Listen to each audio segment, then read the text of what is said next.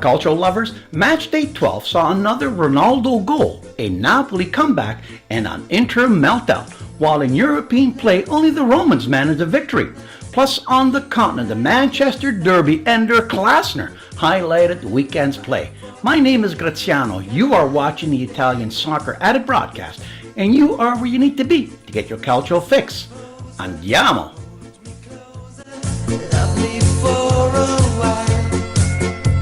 Buongiorno amici del calcio, my name is Jimmy Felici, and if you missed us last week, that's because we were golfing in Bermuda.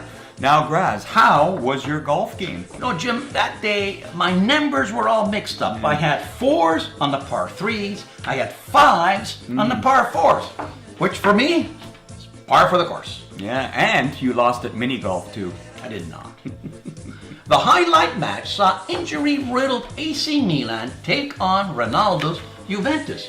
A pre-game mismatch quickly materialized in the 8th as Manzucci got the Bianconeri the lead with a well-placed header.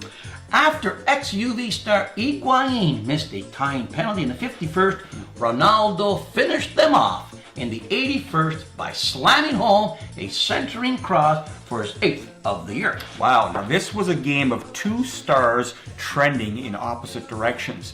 While Ronaldo has 8 goals and 5 assists, Higuain has only 5 goals, 0 assists.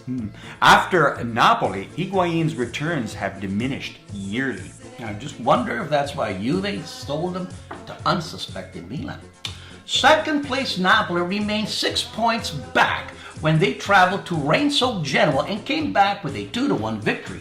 After Genoa got the lead in the 20th on a Comani header, substitute Ruiz evens the score in the 61st and then win it in the most fortunate way on a non-goal by Meggiorini. Oh, the soccer gods. Third place Inter, looking for their 7th straight victory, traveled to the Atleti Azzurri in Bergamo, facing an Atalanta team looking for their 4th straight. Something had to give. What ended up as a 4-1 victory for Atalanta could have easily been 7-1 as Atalanta completely dominated Inter. Hatterborg got a goal in the 8th, was followed up by 2 headers from defenseman Mancini in the 62nd and Dimisiti in the 88th and a Gomez curler in the 94th. Wow, and after that game, the Neri Azzurri were literally black and blue. All over. Roma, which had only 2 points from their last 3 games, welcomed their bestianera Sampdoria to the Olimpico and quickly got that monkey off their back with a comprehensive 4-1 victory.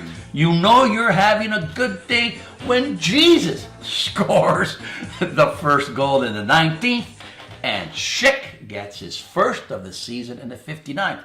SCS Stefan El Shaarawy then killed off the game with a brace. Roma finally climb into Euroliga play as they are in 6th place with a paltry 19 points.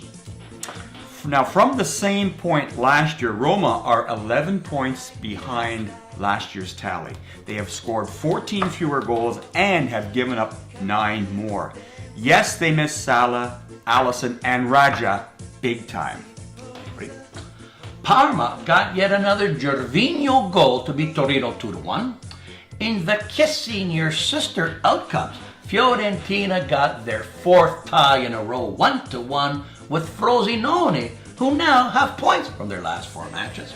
Also 1-1 was Lazio and Sassuolo, as Parola and Ferrari traded first half goals. In the 2-2 kissing your sister category, Spal tied Calgary and Chievo did Bologna.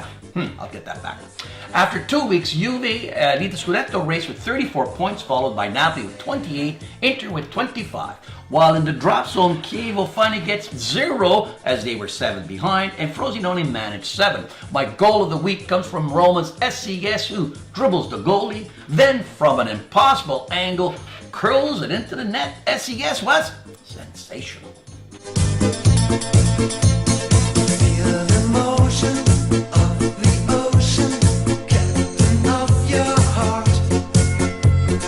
Girl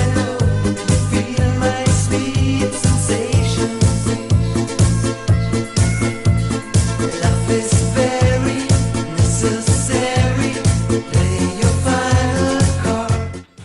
European play, oh, the irony of it all. Juventus purchased Ronaldo to win Champions League, but in their first 3 matches, Juve win, but Ronaldo doesn't score. Then on Tuesday, facing Man U at home, Ronaldo finally scores. A spectacular one-time volley from over his shoulder. But guess what? Juve loses with 2 United goals in the last 5 minutes. Oh, the soccer gods. You know, when it comes to celebrating, Ronaldo's was classic, showing his muscles. But Mourinho's was epic. Can you hear me, Jimmy? Can you hear me? Not winning, but not losing, were surprising Napoli, who now have drawn twice with powerhouse PSG 1-1. On Tuesday's game, Berma opened the score in the 42nd, only to have Lorenzo, the magnificent, tied again in the 62nd by converting from the spot. You know, Napoli can take top spot in this group. And I think they will, because last year's finalists, Liverpool, were humiliated by Red Star Belgrade 2-0, and nobody saw that coming. Napoli's in first place in this group. Yeah, ditto for Inter, who hosted a Messi-less Barcelona and set a record for income from attendance, raking in 5.1 million euros. Little used and out of favor Malcolm comes off the bench for Barcelona to give them a lead that lasted to the 87th when Icardi tied it up for the Ben Amati. The only Italian team to win the Champions League were Roma, who traveled to Russia and beat CSKA Moscow 2-1 thanks to goals from Manolas and Pellegrini. Roma need only 1 point for the next 2 games to make it to the knockout stage. In Europa League, Lazio did the double over ex-Derby coach Garcia with a 2-1 victory in Rome, and depleted Milan got a precious point with a 1-1 tie in Spain. My highlight goal from the Champions League play comes from Ronaldo. Wow, that's why Juve bought him. Buonasera, buonasera signorina. Buonasera, signorina, ciao ciao. Hey, it's Hannibal time. Let's go across the Alps and see what's happening. 2 huge derbies. First off, on the Rhine was Der Klassener. That saw Borussia Dortmund come back to beat Big Money, aka Bayern Munich, 3-2, with both big boys Lewandowski and Roos both getting the brace. No, Jim, this signals the start, as far as I'm concerned, of the fall of Bavarian Giants, who last year, through retirement, lost Lan and Xavi, and have 2 very old gentlemen, Ribéry and Ruben, playing the wings. They are now 7 points back of Dortmund. Okay. The other big derby was in Manchester, where City was hosting United, where City have won 7 of the last 9. Make that 8 as they strolled to a 3-1 victory as Aguero got his 8th of the year. Chelsea still haven't lost a game, but fell to 3rd spot with a 0-0 tie with Everton. Winning their 9th of the year was Liverpool, who beat Fulham 2-0. Also climbing the ladder was Tottenham, who beat Palace 1-0. After 12 games, City are on top with 32 points. In España, Barcelona lost their first home game in 2 years, falling to Real Betis 3-4. And Real, under new coach Solari, won their 5th in all competition, beating Celtic Vigo 4-2. The only perfect team in Europe still remains PSG, who beat Monaco 4-0, with El Matador getting the trick. That's it from Hannibal. Now let's get back to the boot. The boot. Jim, did you know that Real Madrid has signed the most lucrative sponsorship deal in history, inking a 10-year deal with Adidas that's worth $1.1 billion. Wow, that's incredible. Yet another Lotto Max winner. Hey, Graz, did you know that Parma FC is no longer Chinese owned, as local investor Nuovo Inizio purchased 60% of the shares? I guess the Parmesi didn't like the Milanese experience.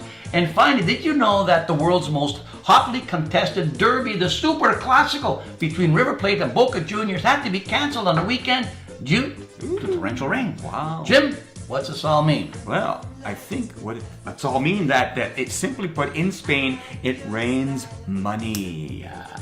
That's it for this week. Please remember to push that subscribe button, give us that famous Roman thumbs up, and tell your soccer-loving friends where to find us. Until next week, ciao! Ciao. Grass, can you get me another coffee? No. I'm in the mood for my cat.